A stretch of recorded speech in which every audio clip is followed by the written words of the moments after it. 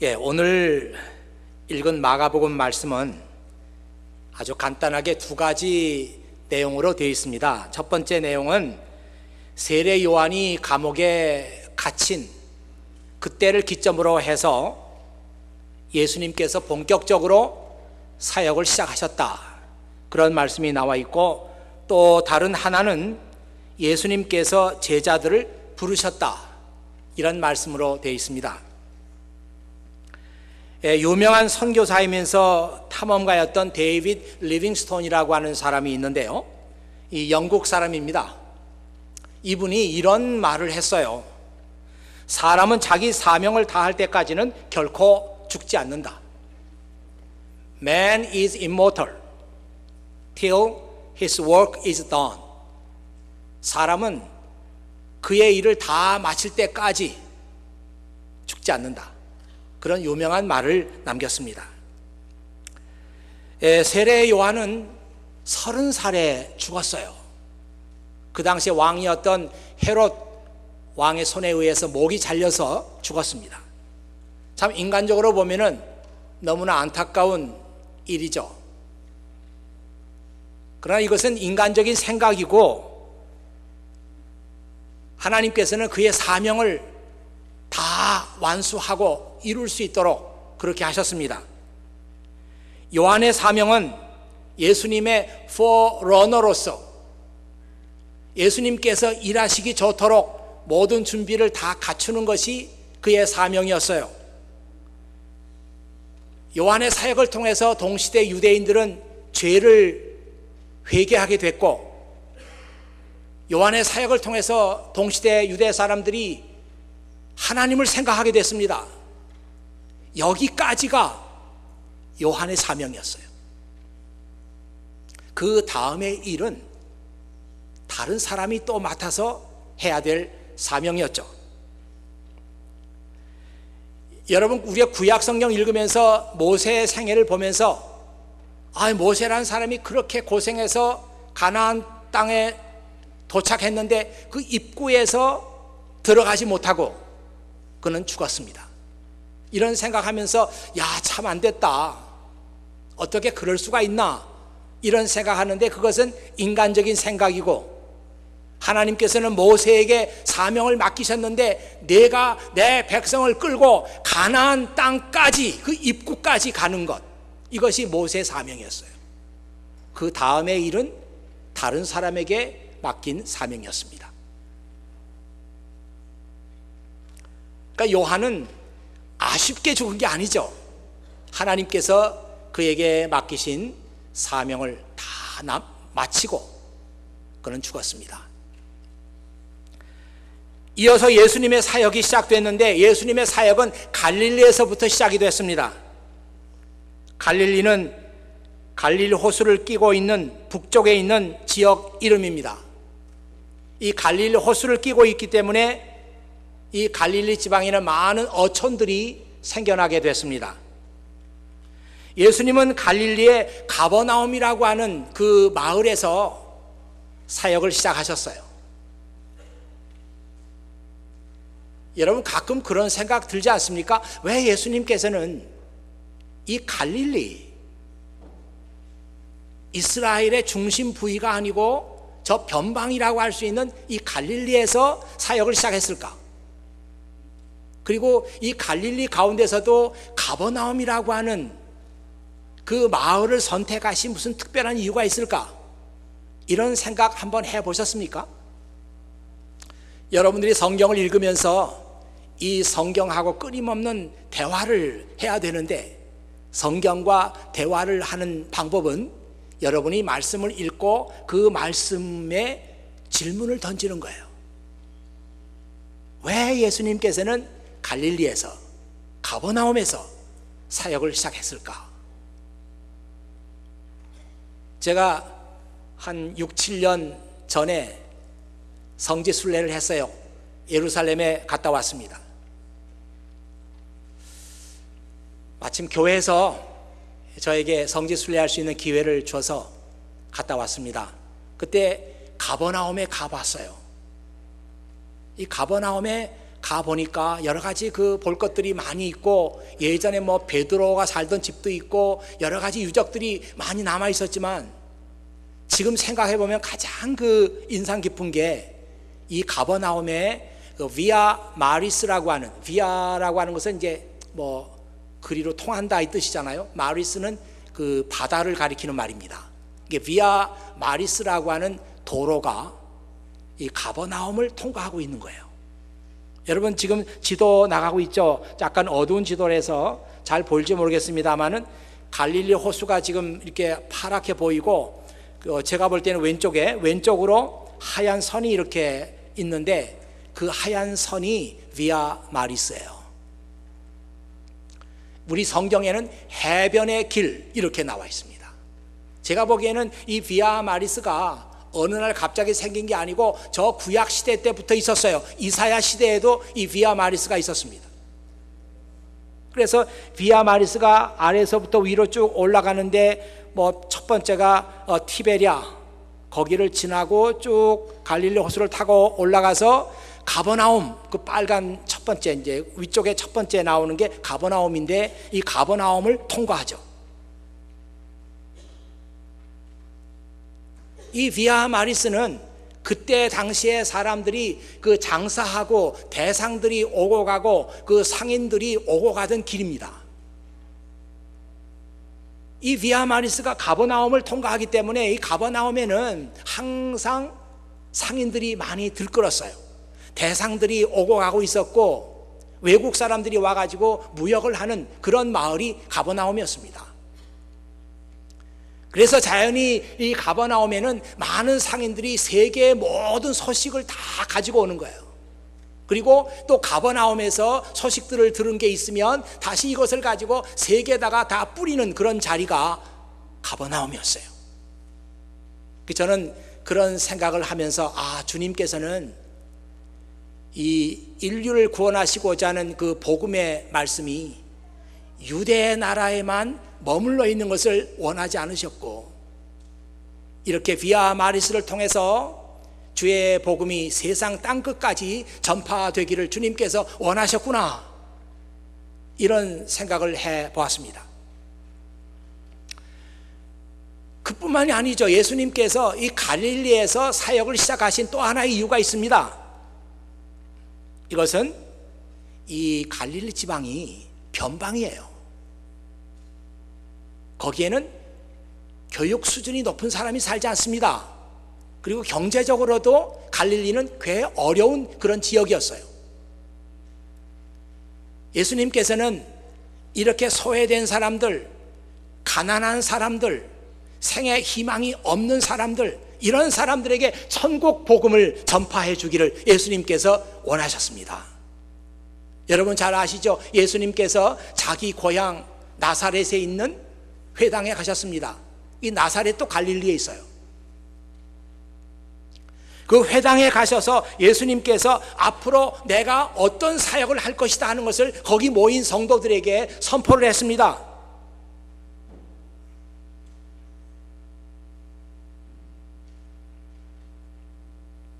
주의 성령이 내게 임하셨으니 이는 가난한 자에게 복음을 전하게 하시려고 내게 기름을 부으시고, 나를 보내사 포로된 자에게 자유를, 눈먼 자에게 다시 보게 함을 전파하며 눌린 자를 자유케 하고 주의 은혜의 해를 전파하게 하려 함이라.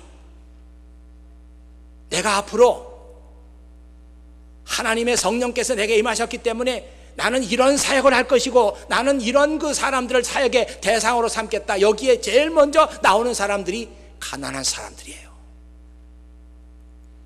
나는 이 가난한 사람들을 사역의 대상으로 삼아서 이들에게 천국의 복음을 전하겠다.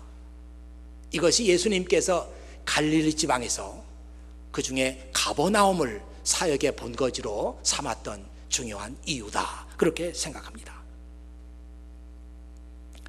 예수님께서 처음으로 공생애를 시작하시면서 사람들 앞에 나가서 메시지를 전파했습니다. 그 메시지가 오늘 15절 말씀에 나와 있어요.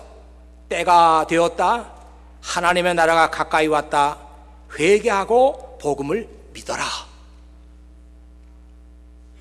뉴 Living Translation에 이 말씀 이렇게 나와 있습니다. The time promised by God has come at last. The kingdom of God is near. 하나님의 나라, 천국이 가까이 있다. Repent your sins. 죄를 회개하고 and believe the good news.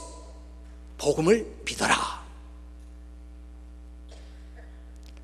그 앞에 나온 말씀 다시 한번 보세요. The kingdom promised by God has come at last. 드디어 하나님께서 약속하신 때가 됐다. 우리말 성경에는 때가 찼다, 때가 되었다 이렇게 나와 있습니다. 그러니까 예수님께서 천국 복음을 전파하신 때는 하나님께서 오래전부터 기다리고 하나님께서 약속하신 그때가 딱 된 거예요. 이걸 타이밍이라고 그러죠. 딱 하나님의 타이밍이 딱 된 거예요. 그때 예수님께서 사람들 앞에 나가서 이 복음을 전파하신 겁니다. 이 우리말에는 시간이란 말이 있고요. 또 그것보다 그 정확한 그 타임을 얘기할 때 시각이라고 그러잖아요. 시각. 요즘에 그런 말 잘 안 쓰는 것 같아요. 시간이란 말 쓰는데 시각. 시각이라는 건 그 짧은 시간을 말하는 겁니다. 히라보에는 시간을 나타내는 두 가지 말이 있어요. 하나는 카이로스, 하나는 크로노스. 이게 비슷한데요. 두 가지 다 시간을 나타내는 거예요. 근데 이 크로노스라고 하는 말은 일반적인 시간입니다. 우리가 쓰는 시간과 똑같은 의미예요.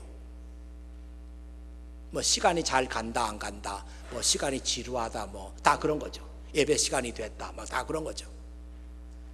근데 이 카이로스라고 할 때는 뭔가 결정적이고 뭔가 기다렸던 일이 딱 터지는 그 타이밍, 이것을 카이로스라고 말합니다.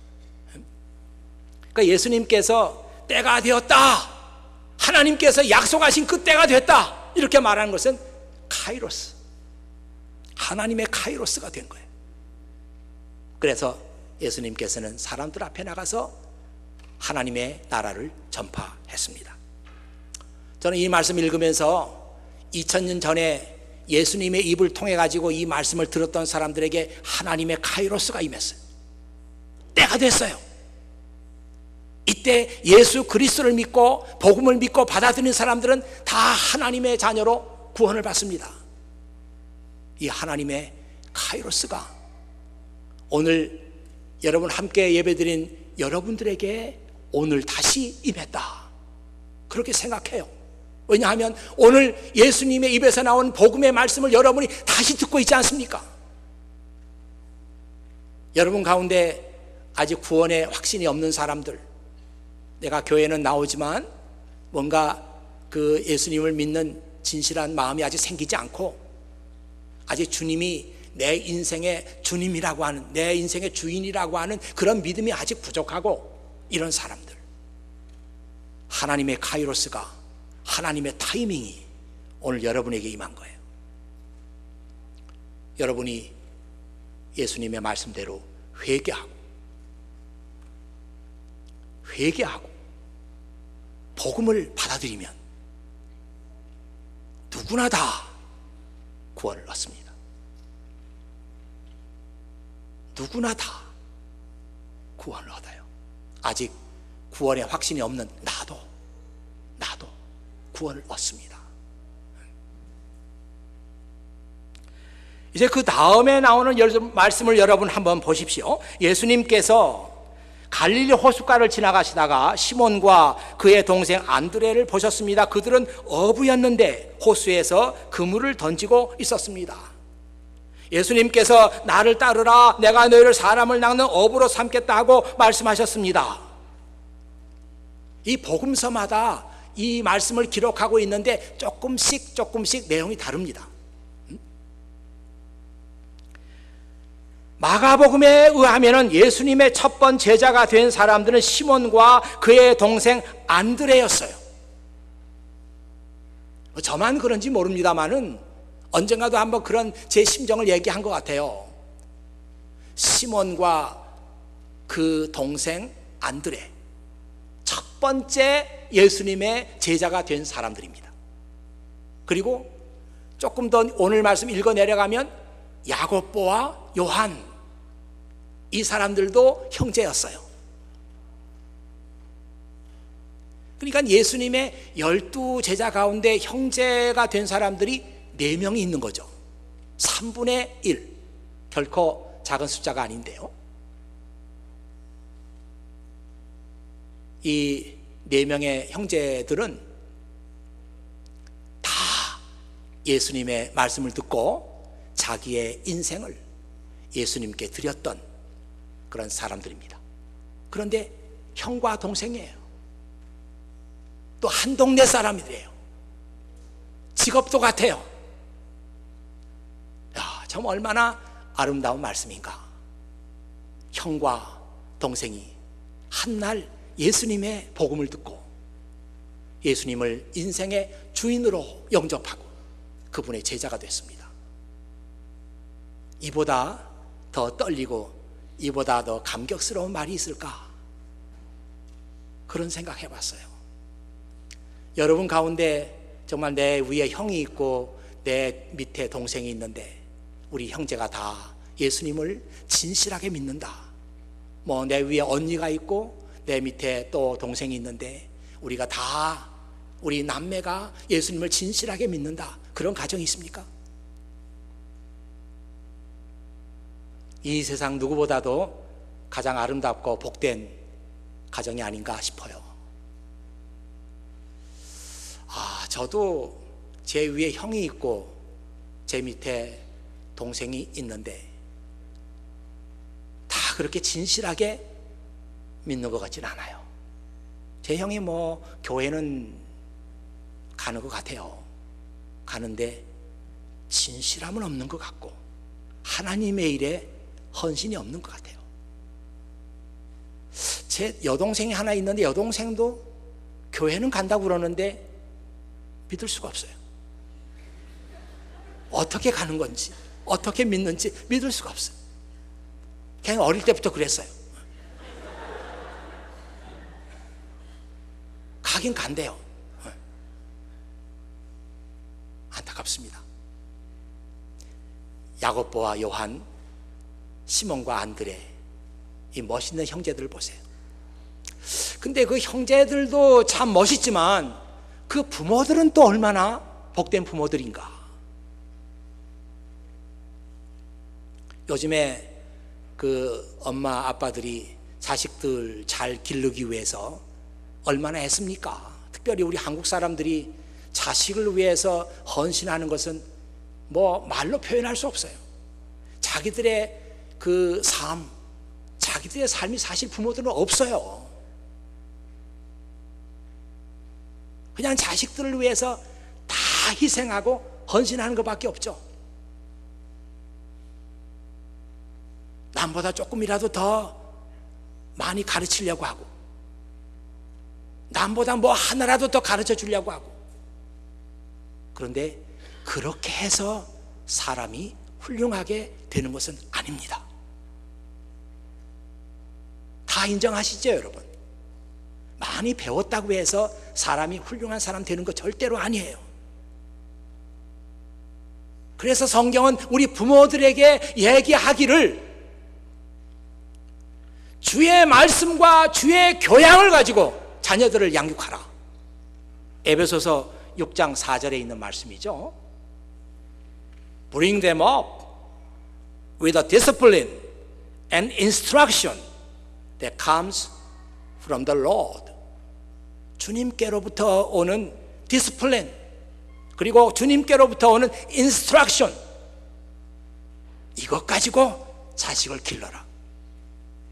네, 우리 부모들이 정말 이 말씀 명심해야 합니다. 나중에 크게 후회하지 마세요. 우리 애들이 뭐 학교도 전대 나오고 공부도 많이 했고 학위도 받고 했지만 예수를 안 믿어요. 뒤늦게 후회하지 마세요.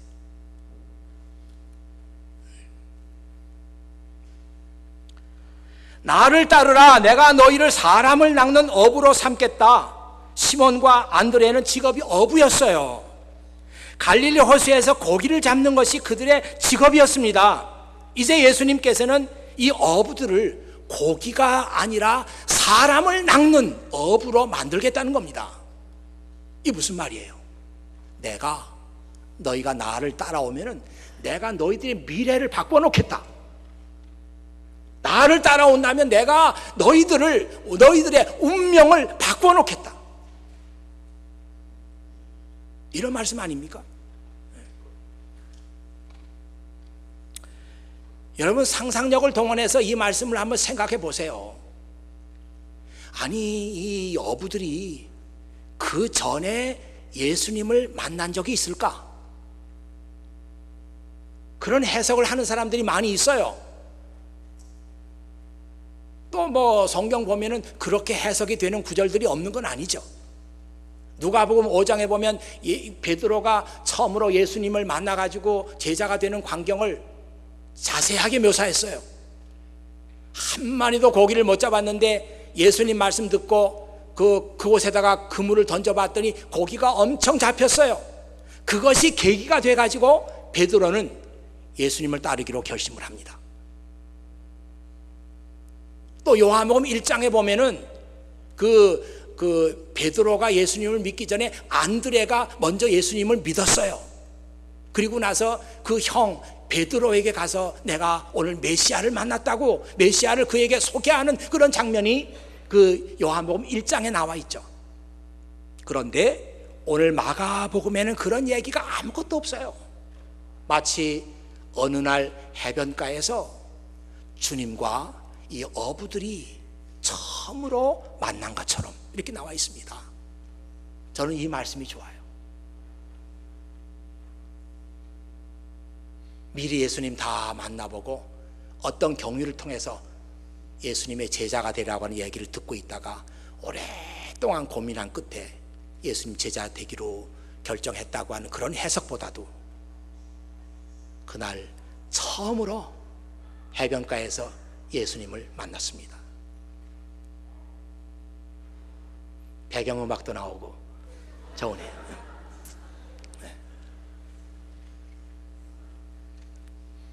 처음으로 만났는데 주님이 그들에게 말씀하시기를 나를 따르라. 그러면 내가 너희를 사람을 낚는 어부로 만들어 주겠다.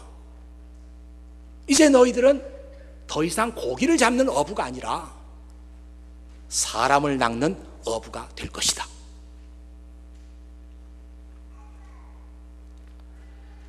이 주님의 말씀도 충격적이에요. 아니, 처음 만난 사람들에게 아니 이런 말을 할 수가 있습니까? 그 말씀 놀라워요. 그런데 그 말씀을 들은 사람들의 반응, 그 말씀을 듣고 이 두 사람 또 이 네 사람이 어떤 반응을 보였을까? 그 반응은 더 놀랍습니다. 오늘 말씀에 이렇게 나와 있죠. 그러자 시몬과 안드레는 얼른 그물을 놔두고 예수님을 따랐습니다. 또 야고보와 요한은 이렇게 말하죠. 그들은 아버지 세베대와 일꾼들을 배에 남겨두고 예수님을 따랐습니다. 예수님의 말씀도 참 쉽게 이해가 안 가지만 그 말씀을 들은 이 어부들의 반응이 더 이해가 안 갑니다. 그 많은 말씀 가운데서도 이 시몬과 안드레가 얼른 그물을 놔두고, 영어 성경에는 at once 그랬어요. 지체하지 않고 즉시 단번에 뭐 고민할 여지도 없이 at once 그들은 예수님을 따랐습니다.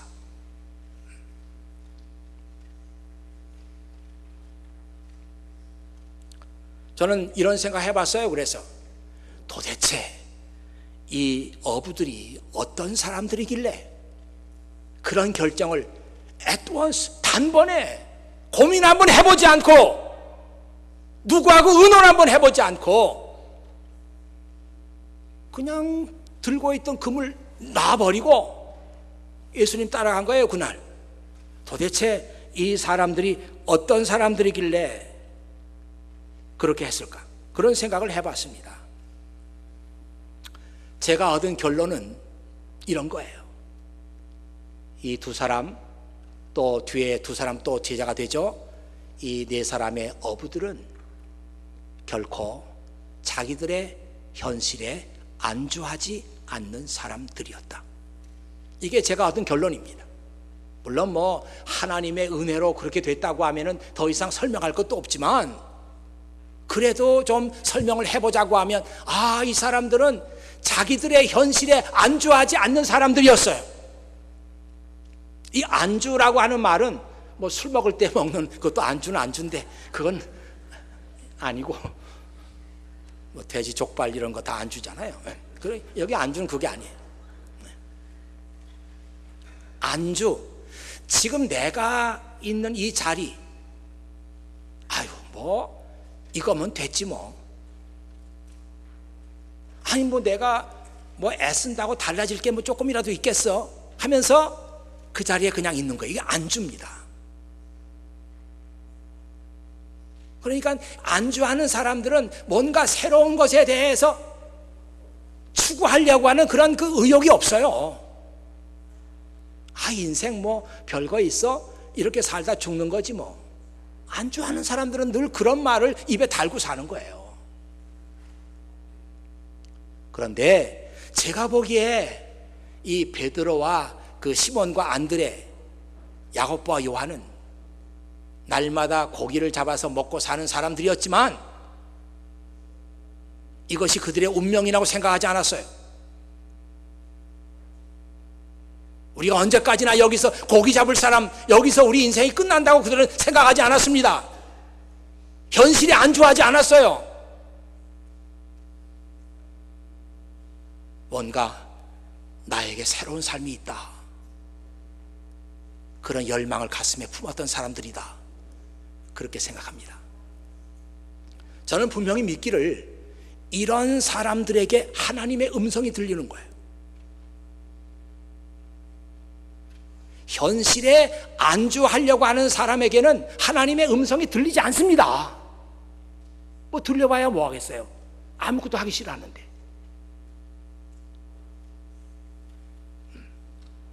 아브라함이 하나님의 음성을 듣고 고향을 떠난 지가 그의 나이 75세 때예요.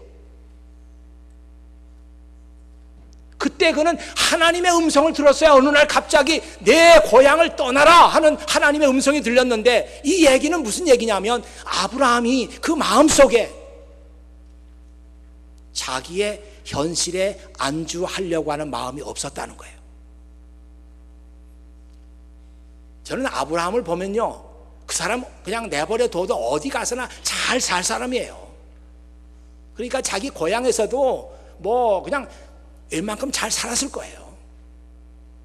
그러니까 아무것도 뭐 없고 아무도 알 수 없는 그런 미지의 땅에 와서도 아브라함 잘 살잖아요. 아브라함이 거부했다니까요. 그러니까 자기 고향에서도 아브라함은 다 자기 삶에 안주하기 좋은 사람이에요. 거기다 나이도 많아졌잖아요. 그러나 아브라함의 마음속에는 숨겨진 열정이 있었어요. 내가 여기서 이렇게 내 삶이 끝나는 게 아니라 더 나은 삶이 있다, 더 가치 있고 보람 있는 삶이 있다, 이런 마음이 있었기 때문에 75세에 하나님의 음성을 그가 들은 거예요. 보세요, 모세도 마찬가지입니다. 모세가 하나님의 말씀 음성을 들었을 때는 80세예요. 어떻게 하다가 잘 나가던 사람이 도망자가 돼가지고 저 미디안이라고 하는 그런 그 변방에 그가 40년을 살았어요. 그동안 가지고 있었던 그의 꿈과 그의 모든 희망이 다 꺾이고 이제 나는 여기서 이렇게 끝난다, 그렇게 생각할 법도 한데, 그때 그에게 하나님의 음성이 들렸다고 하는 말씀을 보면은 모세는 그런 환경 속에서도 여전히 아니다, 하나님께서 내 꿈과 내 희망을 이루어 줄 때가 온다, 그렇게 믿었던 거예요. 그래서 하나님의 음성이 이 모세에게 들린 겁니다. 여러분 분명히 알아두세요. 여러분 마음속에 미래의 삶에 대한, 더 나은 삶에 대한 열망도 식어버리고 저는 이대로 살겠어요, 뭐 인생 별거 있습니까, 뭐 다들 이렇게 살다 죽는 거죠 뭐. 여러분이 인생에 대해서 그런 태도를 가진다면 하나님의 음성, 하나님의 말씀 들으려고 생각도 마세요. 기도하고 나서 하나님의 앤서, 하나님의 응답을 들으려고 생각도 하지 마세요. 아니 그렇게 죽겠다는 사람에게 음성이 들려서 뭐합니까?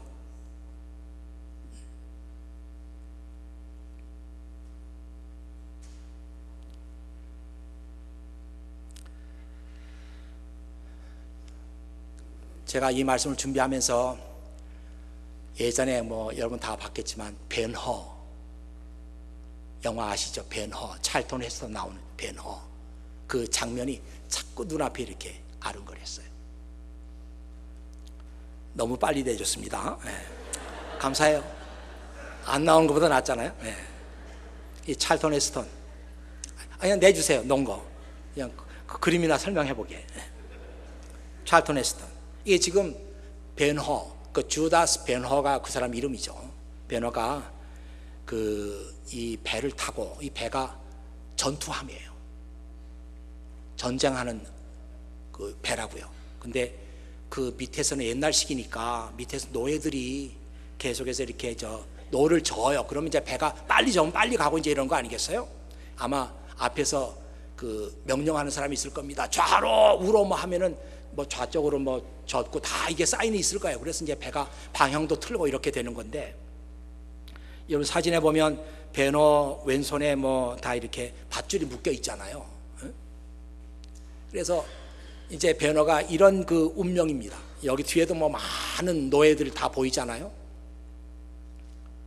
배에서 노를 젓고 명령에 따라서 빨리 젓다 뭐 천천히 저었다가 명령에 따라 죽고 사는 그런 노예가 됐어요. 어느 날 이 전투를 앞두고 이 배의 총 지휘관이 이 노예들의 건강을 점검하죠. 건강 상태. 그래서 뭐 약해 빠지고 힘이 없어 보이는 사람은 다 걸러내고 또 다른 사람, 힘 좋은 사람 앉히고, 이렇게 하다가 배너하고 눈이 딱 마주치는 거예요. 내 이름이 뭐냐? 네, 제 이름은 주다스 배너입니다. 이게 뭐 지휘관이 배너의 눈빛에 압도가 되죠. 그래, 너 이 배 탄 지가 얼마나 되느냐? 당신들의 계산으로서는 30개월이지만 내 계산으로는 30년이요. 그렇게 얘기해. 그때 이 지휘관이 배너를 지나가다 갑자기 돌아서면서 채찍으로 배너를 한 번 내리치죠. 치면서 하는 말이 있어요. 그게 지금 다음 이 대사입니다. 이게 참 멋있어요. You have the spirit to fight back. 너에게는 싸우려고 하는 투쟁의 정신이 있구나. But the good sense to control it. 근데 그것을 잘 감추고 있어요. Your eyes are full of hate. 41. 이 41이라고 하는 것은 그 배너가 앉은 자리가 41번이에요. 노예들은 이름이 없고 그냥 번호로 이렇게 불러요. 41번, 내 눈에는 hate, 증오의 빛이 가득하구나. That's good. 좋아. Hate keeps a man alive. 그 증오가 사람을 살게 하지. It gives him strength. 이 증오가 사람에게 힘을 주지. 그러면서 부하에게 말합니다. 이놈 풀어줘. 이놈 풀어줘. 그러면서 나머지 그 노예들, 막 이렇게 놓아 적고 있는 노예들에게 그 지휘관이 큰 소리로 말합니다. You are all condemned men. 너희들은 다 저주받은 사람들이야. We keeps you alive to serve this ship. 너희들 이 배에서 일하도록 살려주겠다.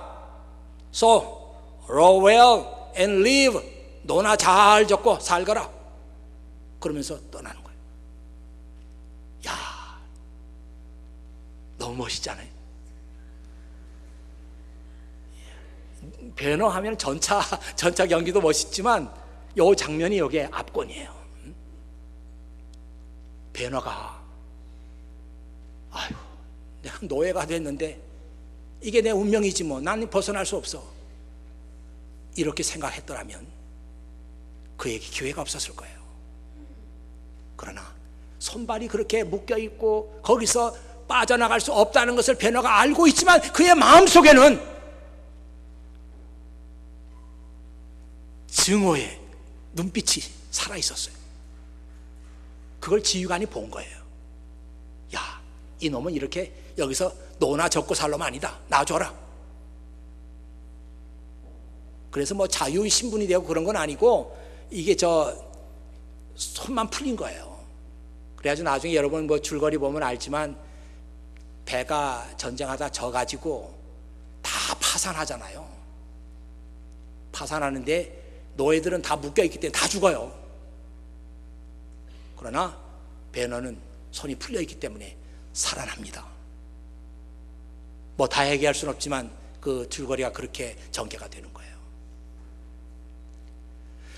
지휘관의 그 눈 속에는 정말 그 눈빛도 다 죽어있고 이게 내 운명이다 하면서 부지런히 노나 젖고 있는 이 사람들에게 너희들 다 저주받은 사람들이야. 평생 동안 그렇게 노나 젖고 살아라. 그러잖아요. 비록 영화의 한 장면이지만 우리들의 삶에 통찰력을 주는 말씀이다, 그렇게 생각해요. 배너가 이렇게 노예로 사는 것이 나의 운명이라고 생각했더라면 그에게 다시는 기회가 없었을 거예요. 그러나 이 배너에게는 지금의 삶에 안주하지 않고 지금의 삶에 만족하지 않는 그 마음속에 감추어진 게 있었어요. 이걸 지휘관이 봤어요. 하나님께서는 우리 속에 있는 이것을 보고자 하십니다. 더 나은 삶을 추구하고 더 아름다운 삶을 추구하고 더 보람있고 가치 있는 삶이 나 앞에 있다, 이렇게 생각하고 그 삶을 추구하고자 하는 열정, 패션이 있는 사람, 하나님께서 그 사람 찾고 계세요. 그런 사람에게 하나님의 음성이 들립니다. 나를 따라오너라. 내가 너를 사람을 낚는 어부로 만들겠다. 운명이 바뀌잖아요. 그의 미래가 바뀌잖아요. 생각해봐요. 그리스도의 제자의 삶과 갈릴리 바다에서 고기를 잡고 와서 먹고 사는 어부의 삶, 비교할 수 없습니다. 오늘 저는 이제 설교 말씀을 마치면서 제발 여러분이 지금 어떤 삶의 환경에 있든지 간에 좋은 환경일 수도 있고 아니면 어렵고 힘든 상황일 수도 있어요. 제발 그러나 거기 안주하지 마세요. 안주하지 마세요. 여러분이 그 삶에 안주하면 하나님의 음성도 들리지 않고 여러분이 기도해도 하나님의 응답 들을 수 없습니다. 저는 그렇게 믿어요. 이 시몬과 안드레, 2000년에 살았던 두 사람의 어부, 형제. 그러나 그들 마음속에는 새로운 삶에 대한, 자신의 미래에 대한 패션을 갖고 살았던 사람들. 그래서 그날 주님의 음성을 듣고 그것으로 그들의 운명은 바뀌었습니다. 여러분들의 삶이 다 그런 삶이 되기를 원합니다. 기도하겠습니다.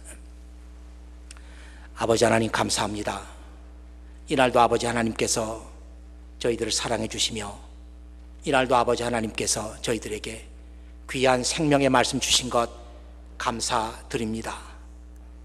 이 부족한 종이 주님의 이름으로 사랑하는 형제 자매들에게 설교했습니다. 부디 이 중에 한 사람도 자기의 지금 삶에 안주하는 사람 없게 해주시옵소서. 내가 편안한 삶에 살고 있든지 아니면 내가 지금 고난을 받고 있든지 이것이 내 운명이거니 하고 살아가는 사람 없게 해주시옵소서. 그래서 주님께서 부르시는 소리가 들리게 하시고 그 주님의 음성에 순종을 드릴 수 있는 사람들 되게 하시고, 그래서 그 미래가 주님 안에서 완전히 바뀌게 해주시옵소서. 우리 구주 예수 그리스도의 이름으로 기도하옵나이다. 아멘.